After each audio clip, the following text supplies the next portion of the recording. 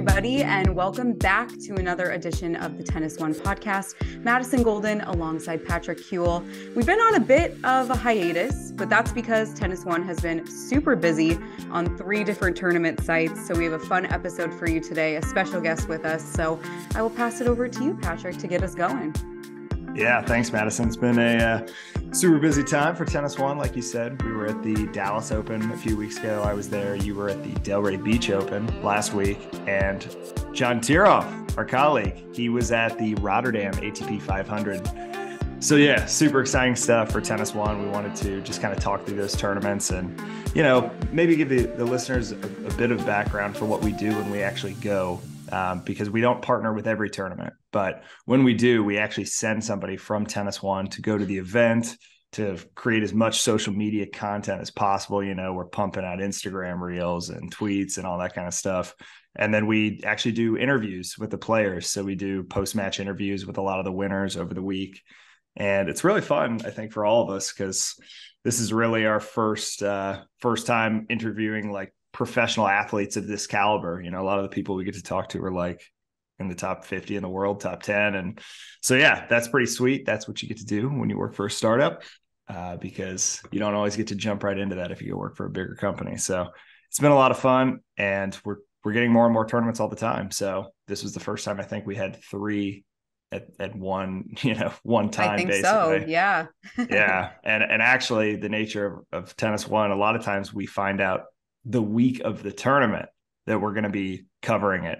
So that's what happened in this case with Rotterdam. And John, you live in Germany, so it was great for us to have you over there and be able to get to the tournament. What was the turnaround like? Because I know we kind of let you know last second, hey, we need somebody at Rotterdam. Yeah, so no, for me it was no problem, since in Europe every place is so close to each other, and the public transport system is really great. So from Frankfurt to get to Rotterdam, it takes about 4 or 5 hours, but you can even work inside the train and stuff. So even though it was last minute, I was definitely prepared.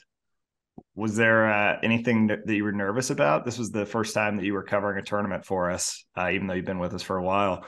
So yeah, I mean, geez, if you just look at the the draw for Rotterdam, Crazy. It was like, yeah, I mean, it was like Medvedev and Felix and Sinner and Holger Rune and all these people. So yeah, what were you kind of feeling going into it? No, 100%. I was for sure thinking. I had a lot of thoughts in my mind. I was like, how am I going to handle everything at once? But at the same time, I had watched you guys doing it before, so I was kind of looking back into the past socials and the past tweets to kind of get an idea for it. And I was for sure overwhelmed by how amazing the draw was, all those top players. The thing that I was probably most nervous about is that while I would be holding the phone and interviewing them, that, well, what if I forget a question now? Because I didn't have notes with me. But I thought I can just keep it in my mind. But at the end of the day, I do believe that as soon as I started talking, I realized these people are people just like us, and I will give them the same level of respect that I give anyone on the street. So that made it easier and more comfortable once things got rolling. Yeah, definitely. I think we both know what it's like to go to a tournament with somebody, like a partner. We've done that before for TennisONE, and it's nice when somebody can, manage the camera, and then we can just focus on the questions, and, you could have notes or whatever with you. But at this point, we all just kind of go by ourselves. So you kind of have to just remember the questions and get through it. And yeah, I don't know, it's a cool experience. But you actually told us you've been to a few tournaments before in the past, just growing up. What's kind of your background with going to tennis tournaments? Yeah, so one of our traditions was going to Roland Garros, the French Open, every year. Since again, Paris and Frankfurt, it's only 1 4-hour train ride away, and to be honest, it's actually fun being on the train here, because it's these super fast ones that go, I think in miles, it's like 250 miles an hour, and you get to kind of see the landscape and the countryside too. And then boom, you're in the middle of France. You get to see, the atmosphere in and around the French Open. So that was like the only Grand Slam I've been to, but I've been to a couple couple of smaller tournaments here in Germany, like the Mercedes Cup in Stuttgart. I think it has a different name now though. Or in the tournament in Halle in east of Germany. So kind of some here and there, but from the draw, this tournament here, the Rotterdam ATP 500, was by far the most stacked I've been to. Yeah, for sure. It was stacked for totally sure. Totally stacked. Madison, your draw was a little different in Delray. I mean, it was still top players, but obviously when an ATP 500 is going on versus a 250, a lot of times the very top players will go over there. But this tournament being in the United States, a lot of US players, and obviously there's a lot of good US players these days. So it kind of, it works out for us. Fritz won. Just kind of before we talk about him, I have to ask you about this guy, Pecotic, because the guy literally is doing a day job and he beats Jack Sock. Like, he said that he worked during the day and then went to his match. And so just tell us about, like, what was it like talking with this guy? And Yeah. So first of all, a little background context for everybody. And he told us this story in person. So basically what happened, he played college tennis at Princeton. So first of all, he's super smart. Then he kind of, started his pro tennis career, got up into the top 200, I believe he said. And then he got a minor knee injury that required a minor surgery, but ended up getting a severe staph infection. So it actually took him out for way longer than expected. So he was kind of battling that. And then the pandemic hit. So he decided, I'm going to go get my MBA at Harvard, because why not? If you're going to do your MBA, you might as well do it at Harvard. And clearly we know he's intelligent. He went to Princeton, really smart guy. So he got, his MBA at Harvard. He decided, since tennis wasn't really happening for 7 months during the beginning of the pandemic, he's like, I'm just going to get a job with some security, make sure that I, can support my family and everything. And he ended up working in West Palm Beach, doing hedge funds and commercial real estate. So this guy is super intelligent, really good at what he does. Coming back to tennis, he ended up getting into the qualifying draw, and they basically called him up. He made it through both rounds of qualifying, and then his first round opponent was American Jack Sock. Kind of very storybook, taking on an American the first round, and he came out so strong in that match. And just seeing how excited he was to be in the main draw, and just seeing what he was able to do. And he's a really good player. He has the potential to, he was ranked 700 just because he had been, out for a couple of years, but literally working at a desk. Literally. Yeah. Like Patrick mentioned, he went to work that day, and he went to work before his second round match. Tough PTO over there. What's the deal? Oh my gosh.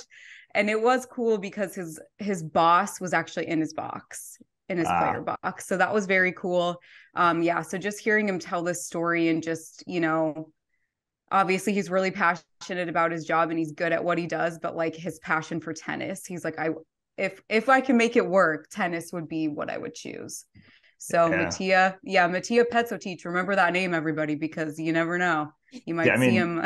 Did he say that he's going to keep playing pro tournaments, or what's the deal? So, he said, I'll play when I can and what makes sense. I think his job is pretty demanding, and he's expecting a baby. So that's another thing. I saw his wife sitting in his box, and it was just very cool to see. And he is the nicest, most down-to-earth guy. So getting to talk to him, and I made sure that I asked him to kind of, walk us through these last couple years.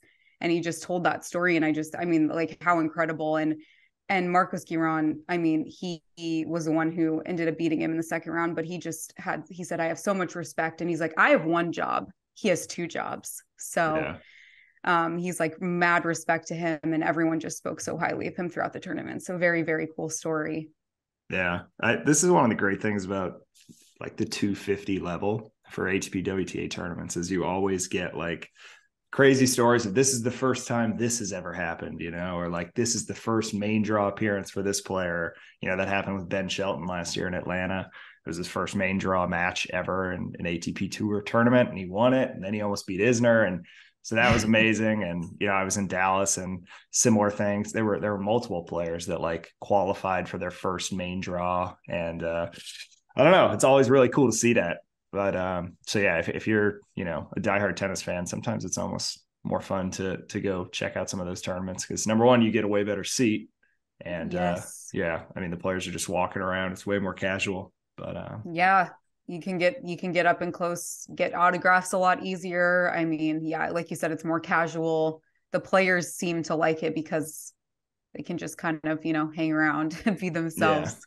Yeah, totally. A little less serious, but still a lot at stake to win those events. I mean, it's a big deal. So yeah. And speaking of winning those events, Taylor Fritz won, which, while he's won bigger tournaments than this, I mean, you could see by his reaction how much it meant to him. He's lost early in this tournament in the past, right? And he actually was in Dallas the week before where I was, and got upset by a player he was not expecting to lose to, but one that certainly deserved to win. But yeah, we'll talk about him a little later. But yeah, so just tell us about kind of Fritz's run during the tournament and what he said about what the title meant to him. Yeah, so Taylor Fritz now in world number 5. I mean, since for the first time in American tennis since Roddick, that's a huge deal. Yeah. And like you said, he's won bigger. He won Indian Wells last year. We've known he's won bigger titles, but like you said, you could tell just on social media and on TV how big this moment was for him and how much he wanted that win. And, watching him this week, his tennis IQ is absolutely insane. I mean, he is just unbelievable. Watching him, like he is a top 5 player. I mean, there's no doubt. He's so good. Yeah. And just the way that he remains calm. He doesn't he has the mental side. It seems like right now. I know that there's been some rough patches, for him, but right now he seems to have, he got that back. And that's so much of tennis right there. And he's just his abilities, everything that he does, his serve, obviously we know is extremely powerful, and just the way that he's able to adjust certain things that he's doing, and his tie breaks. He's now 11-1 in breakers in 2023. It's pretty good. Yeah. So he talked about just winning in the US means a lot to him, and obviously being close to his fans. He has a place in Miami, so he was actually just able to stay there and drive the whole week. He played at night, which he said was kind of reminiscent in some of these bigger tournaments where you get to play later in the evening, and he actually liked that. So it was just really, really fun to see him succeed. And I mean, he did the match against Mackey. Mackey started to come back in the second set. Fritz was down. He was also down in the tiebreaker, and then ended up closing it out in that tiebreaker in the second set. So he's just an incredible player to watch. Fans, really great with the fans, really, really great to talk to. He always gives us a lot of respect, and he is really engaging. Would you agree with that, Patrick? Just what you've seen? Oh yeah, definitely. I mean, he was in Dallas and won a few rounds. So we talked to him, or I talked to him a couple of times, and yeah, he's definitely I think especially even the break point stuff is making him more comfortable with the interview process and everything, because you can kind of see, when you interview him, a lot of times he, especially in the past, he crosses his arms, kind of can't look you in the eye, and that kind of was my experience with him in the past. But I noticed that this past couple of weeks at Dallas, he was much better at it, and being more open. And I think he's kind of embracing that. I need to show my personality more to, try to get more people interested in the sport, which is why he agreed to do the Netflix thing in the first place. And right. Yeah. So, and he definitely had some scar tissue, I think, going into Delray after, kind of getting upset when he won the first set against Yibing in Dallas in the semis, where he was also the number 1 seed. So I think he was kind of okay, I need to really just, no matter who I'm playing, I need to be on it. And like you said, he's good in tie breaks. He has a great serve. So that definitely helps in tiebreakers if you can avoid mini breaks. So yeah.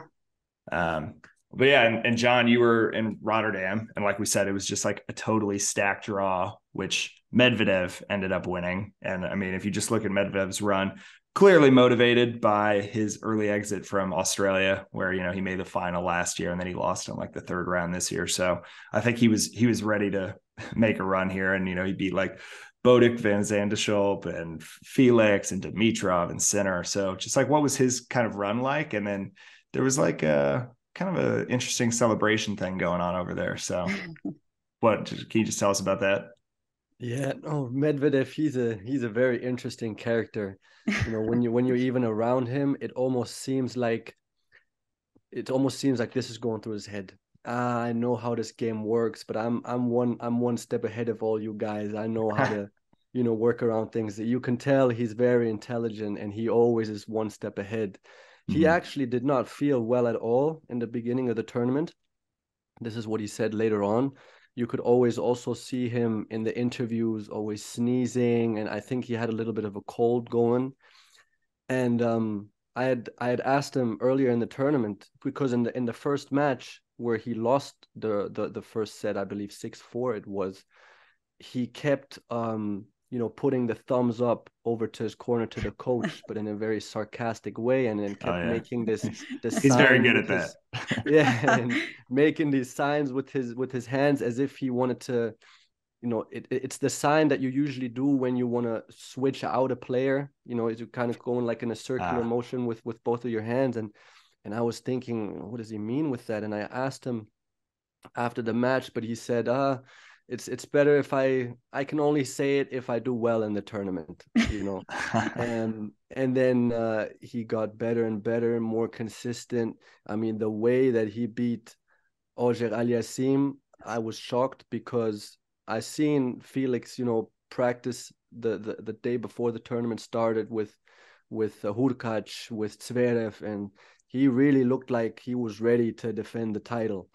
So seeing how Medvedev just did not give him any room to breathe, you could tell that he just really adapted his style of play and just didn't give Auger-Aliassime any space. So when he beat Auger-Aliassime, I was like, okay, this might be his week. And but then Sinner, obviously him coming off of the win in Montpellier, winning that title, he was obviously in the zone as well.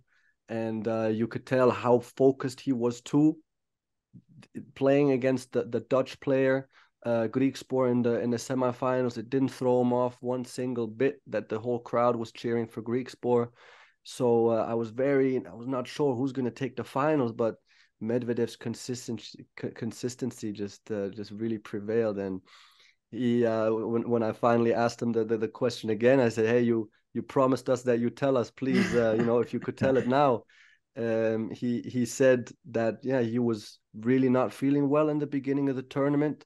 He was feeling terrible, actually. That's what he said. And his coach apparently just told him, hey, just continue on doing the same thing.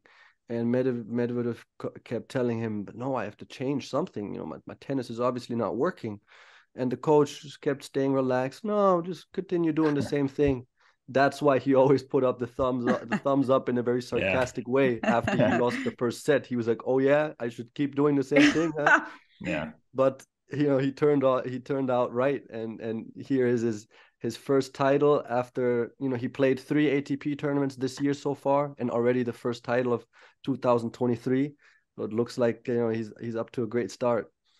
Yeah, definitely. I think for any tennis players out there, you whether it's like your parent when you're growing up or your coach or whatever, if they tell you to do something in the match and you try and it doesn't work the first time, even if it will work more often than not throughout the match, but the first time, if it doesn't work, you're immediately looking at them like, yo, what the hell? Like, oh yeah, so like, that's what you think I should do? Oh yeah, great. Thanks for the advice.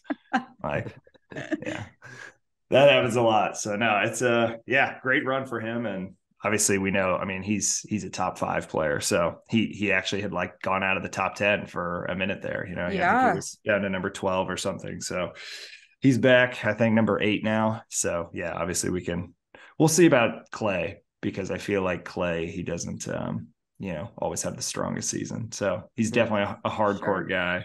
But, but yeah, so no, that's about anything else from you guys that just like, any fun stories from those 2 tournaments? trying to think of anything else. I mean, I just feel like the beach vibe kind of like played into certain players. Like I feel like Tommy Paul was just thriving in Delray Beach, and we had the chance to talk to him too, so that was fun just catching up with him, especially after his time in Australia. But I feel like the beach community definitely suited those American players. It just was like a relaxed tournament, and Mackie McDonald actually said that him, Riley Opelka and Tommy Paul, they all watched the Super Bowl together. So that was kind of fun because Opelka is obviously injured, or he would have been, playing in Delray as well. So, but that was fun to hear. Just, I know that they're close off the court. So it's always fun in such an individual sport when you have those close friends on tour. Yeah. And those guys trained down in Florida for like their whole childhood, basically. So they probably know it very well. Didn't you go to the beach one day? Wasn't there like a media opportunity or something with the players? Yeah, so there was a couple players who took on some local beach tennis pros. So we got to go down to Delray Beach, and they did a little Delray Beach tennis match, which I had never seen beach tennis played. But it was kind of like a crossover of pickleball, paddleball, tennis mixed in fusion. Yeah. Is it like a volleyball? Is it like a volleyball height net? Yes, it was tall. So I think I think they just, I think it's like very similar to the beach volleyball nets. But that was a very cool little opportunity. One of the 2019 champ, Radu Albert, was one of the players who went down there, and he's super great, and he had a really fun time. And then he swam in the ocean, and the tide was kind of high that day. So the ATP rep was a little concerned that he was going to get taken out to sea. Was it Josh or who was the? Yeah. Okay. It was Joshua. Yeah. That's so funny. we were a little concerned. Radu was out pretty far. So it's like, come back now. That's fine. Yeah, we were like, wait, we need you to play. Come on. Who won the beach volleyball match? So they had one tennis pro with one beach tennis player. So it was divided. I don't really know what the final score was, to be completely honest. I don't know if they kept track, but they all got a medal. Yeah. Don't want to psych them out before the tournament, I guess. Yeah. Playing other racket sports is not always easy. Tennis players think, it'll transition. I can be good at ping pong or pickleball or whatever. But if you actually play somebody that is good at those sports, like I'll never forget my freshman year of high school, me and my doubles partner, who were like the best tennis players in the area, because it was like a really small area and like nobody else played tennis. So they had students compete against the teachers in different sports. And in front of the whole school, my freshman year, me and my doubles partner played two teachers in badminton. And we thought, this is going to be, we're going to crush these guys, whatever. And we got whooped by these two teachers who clearly had some badminton experience. And, that was traumatizing, but so it doesn't always translate. You're right.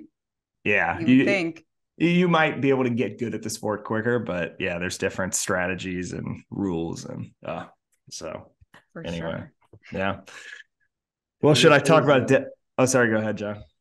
I was gonna say what just came to my mind. It was also funny to see Zverev in Rotterdam, because we actually have one memory together, which is my personal little tennis success story, if you could even call that a success story.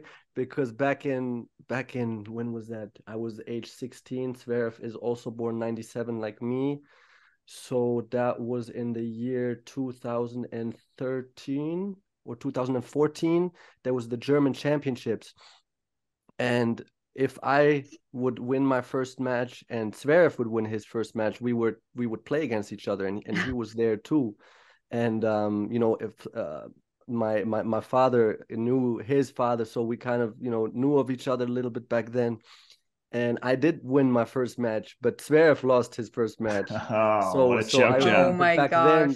But back then, obviously, he wasn't that good yet. And but I was actually telling him before we did the interview in Rotterdam, I'm like, hey Alex, I first said it in German. I'm like, hey Alex, does my face look familiar at all?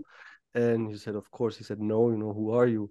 And then I said, hey, 2014, we could have played each other, but you didn't make it. You couldn't You even get past lost. your first round. I was waiting for you, but you didn't come. And Oh and my then he gosh. remembered the tournament immediately. And Oh once my I said my gosh. name and everything, he remembered too. So that we How got a good laugh cool. in. So That's that hilarious. was definitely funny. So That's wait, awesome. did you beat the guy that beat him? Or what happened in the second round? Unfortunately, I lost 6-0, 6-4 against the Oof. guy that beat Zverev. But the Okay. second set, I almost had him. I kept playing drop shots, and it was almost working. Wow. So wait, what's this guy doing today? The guy who beat Zverev. Yeah. Oh, I wish I knew. I should actually look into that. That would be interesting. Do He some definitely research. didn't turn pro. So I mean, Yeah. the loser in that tournament, Zverev, he made us all look bad now. Oh my gosh. That's so funny. That's an That's amazing great. story. That's a great story. Could have been a claim to fame, John. I mean, if you would have made it, I mean, to say Right? that you played. It wouldn't be sitting here talking to us, I guess. That's true. Zverev would be interviewing me in Rotterdam. There you go. That's There right. you go. Alternate. Oh, that's so funny. So Well, yeah, Patrick, you were down in Dallas. Some that pretty cool moments down there, in particular the champion. So do you just kind of want to talk us through your time down there? There was still a great field as well. yeah, definitely. I mean, it was a similar field to Delray, right? It was a lot of Yeah. Americans, but like we said, they're super strong these days, and a lot of them were from college tennis, which is, I mean, it was like half the draw felt like it was former college tennis players, and you had like Alex Rybakov who went to TCU. He made it into his first ATP main draw. He went through qualifying, so like that was really cool to see. Emilio Gomez, this was a story I just wanted to Yes. tell because he played for USC, and he's 31, and he basically he told us he almost quit tennis back in 2018 because he was playing on the Futures Tour, which is an absolute grind. Like, guys are living out of their cars playing Futures tournaments Oh, because like even if you win the tournament, a lot of times you get like maybe 2 to 3 grand or something, but by the time you pay for travel and hotels, and like if you have a coach, which most of them cannot afford coaches, um, yeah, it's just a total grind. So he lost like 4 matches in a row in futures level tournaments, which, like, if you're losing at that level first round 4 times in a row, that's, yeah, understandable why. discouraging. Yeah. Yeah, understandable why he thought about maybe quitting pro tennis and maybe getting a desk job. But he went back to, he's from Ecuador, and he played 2 tournaments in Ecuador, and he won both of them back to back. And he kind of said that just gave him like a new lease on tennis, like it just gave him a second chance. And, so he's been sort of grinding away, and Dallas, he made the main draw, and I'm trying to remember, he won either 1 match or 2 matches, ended up losing to Fritz, I believe. But it was just like, yeah, like I said earlier, when you go to these 250s, you just see all these players that, like, it's their first experience doing something, and so, yeah, Yeah. main draw, he beat Diallo, the Canadian guy who also played college tennis Yeah. We saw him last yeah, year at the NCAAs. yeah, Kentucky. So he Yep. played for them, and he is now pro. He just turned pro this year. Super tall. He like works with Felix's old coach, and like Felix is his idol growing up. And so Oh, yeah, I mean, he's super tall and he's got a big serve. he's So so tall. yeah, I think once he has a few, maybe a season or two under his belt, like, we'll start to see some stuff from him. But then Emilio's biggest win, he beat Kecmanovic, who was seeded number 4 in the tournament, and he beat him in 3 sets. He actually lost the first set 6-2 and came back, won the second in a tiebreaker, and then won 6-4. So it was just like, he made a quarterfinal of an ATP Tour tournament for the first time, and super inspiring just to hear from him. As he like said, his parents, we were even telling him like, you should probably maybe think about something. And his dad was a pro tennis player, like a really successful one. So Oh, that's so yeah, cool. he said that like he was talking to his dad before he beat Kecmanovic, and he's like, you just got to go for your shots, like you got to be brave and all this stuff. And yeah, you could just like tell how emotional it was when he won, and talking to us afterwards. So that was really cool to see. That's awesome. That's what you, like you said, that's what you go to those smaller tournaments for, to see stories like that. Yeah, 100%. And we had another one, which became a little more high profile, which is Wu Yibing won the tournament. And Wu was, he was the first Chinese man to basically every round. It was like, okay, now you're the first Chinese male to do this in the open era. Now you're the first to do that. It's like every round he's like making history. And he kind of joked about that. But obviously winning the tournament, that's a huge deal. And he was the first Chinese man to win an ATP Tour event in the open era. And he had a hell of a run to do it. I mean, he beat like Shapo, he beat Manarino, he came back to beat Fritz, and then he came back to beat Isner in the final. Yeah. Did you watch it? No, but I just was looking at the scores. Do you want to kind of give us like the lowdown of that crazy final that you witnessed? Yeah, well, per usual for John, a lot of tie breaks. It was 3 tie break sets. Of course. I thought for sure, I said we all talked on Crowd Live before the match, kind of making our predictions for who would win each tournament. And I thought Isner would win. I thought it would be close because Wu was playing amazing. But like Isner has more experience, and I just kind of felt like, the first time you play Isner, like you watch the serve on TV or whatever, you know how good it is, but like until you're actually on the other side of the net and like it comes at such a different angle because he's so tall, like I just thought, okay, maybe the first time you play Isner, it might be too much. And Isner's, he lives in Dallas. He lives 5 minutes down the road, super comfortable there, a lot of support for him. So I just kind of thought, okay, it'll be close, but Isner will probably get the W on that one. But like the whole week, it was like this. And especially in this match, Wu's just like totally unflappable. He just, in the biggest moments, he's not afraid to just swing out and go for it. And he doesn't play conservatively. He just he says like, I play every point the same. I don't care what the score is. Like, this is how I play. And he just like had answers every time, and Isner had 4 match points. The third set went to like 14-12 in the tiebreak, I think. Yeah. Isner had 4 match points. There was one that he, came in. I don't think any of the match points were, I'm trying to remember if any were on Isner's serve, but he did come in. He had a volley that, he probably makes 9 times out of 10 to win the tournament. And it kind of caught him at a weird angle. He's so tall that he has to like really bend down to be below the ball, which is what you want to do when you're volleying. And it kind of caught him high in the chest. And so it was sort of awkward. And he tried to angle the ball down, but he was too close to the net to do that. And he put it in the net when, if he would have like maybe come under the volley and just angled it off, like he would have won. I don't think Wu would have been able to get to it. So yeah, I don't know. He just, the guy had all the answers. And I was watching him play. His first round was against Michael Moe, and he won that one in 3 sets. And Moe, just beat Zverev at the Australian Open. So he's playing good tennis. And I'd never seen Wu play in person, but I took a few videos, and I actually made like an Instagram reel early in the week because I was like, Jesus, this guy like just hits the shit out of like every ground stroke. Like it was super fun to watch. And so yeah, like after that, I was like, man, this guy could maybe make a run here. And actually, we streamed the Sloane Stephens Madison Keys EXO that was at the beginning of the tournament in our app. And Mike Cation, who was on this podcast in the last episode, who is, the premier commentator for the ATP Challenger Tour. So he's watched Wu Yibing play, over the years. And he literally picked Wu to win the Dallas Open on the live stream commentary. So, he was calling it with Bjorn Fratangelo, who's a pro player. And, he was kind of like, oh yeah, like, Wu could make a run, but he didn't actually like believe that, oh no, that's the guy that's going to win the tournament. But having just watched Wu play the previous week, Mike, like the guy made the final of the Cleveland Challenger and lost. So it's kind of funny that he lost in the Challenger final and then won the ATP Tour final. But crazy.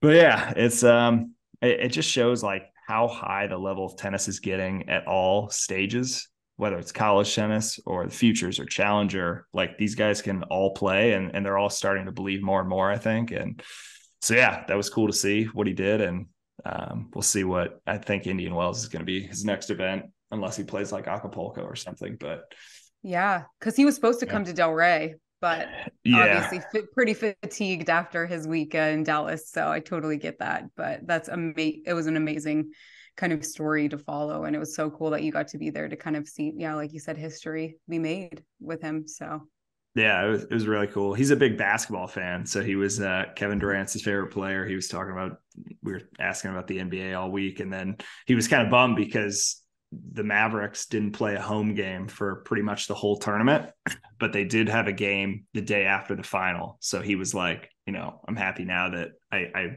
was in the tournament long enough to now I can go to a home game the next day. And so there we go. He went to that and they like had him down in the front row and announced him. And they shouted him out on TV, right? Like, I think I saw that on Twitter. Nice. Yeah, they shouted him out. And so that was really cool. He's a super nice guy. He was like, after all the interviews, like everybody in the room, once he left, was just like, oh yeah, like we want to root for him so bad. Like he's just such a sweet guy. And, Isner was the hometown. We were talking about it. Like what would be better for the tournament between these two players? Like, if Isner wins, would it be better for the tournament? And we kind of said probably, because he's like the local guy and, I don't know, it's good for renewing sponsors and stuff, but I don't know, for the sport of tennis overall, like I think it's better to, see a moment like that where it's the biggest moment of somebody's career and maybe a launching point for what they could become, if this guy becomes like top 20 in the next year or two, which he totally could. So, it was kind of a heartbreaker to see John lose that way, because he's almost 38 and he's about to have his fourth kid. So you got to think the end is probably coming soon, even though, like with that serve, he could play for quite a while. But it was overall really fun tournament. There was this bagel place across the street that was bomb. It's called Shug's. If you're from Dallas, definitely it was a hangover central kind of place. Like they literally sold Pedialyte in the fridge. Like they had all these fridges full of like Gatorade, Pedialyte, Liquid IV, like just all this stuff. And obviously on Sunday morning, because this tournament was held on SMU's campus, it was, line out the door. Smart marketing right there. Yeah, for sure. Oh no, they know their audience. And they were basically open for breakfast and then like maybe right through lunch, and then they would close for a few hours, and then they would open back up like at 6, and they would be open late night as well. So you could like go order some whatever greasy stuff late at night. So which was good, because the tournament a lot of times finished late. So it was like right across the street. And that was definitely if you're in Dallas, check that place out. But awesome. Love it. Yeah, it was fun. So hopefully we get to do some more three-way tournaments coming up. Yeah, that would be great. Very cool. Well, John, thank you so much for joining us.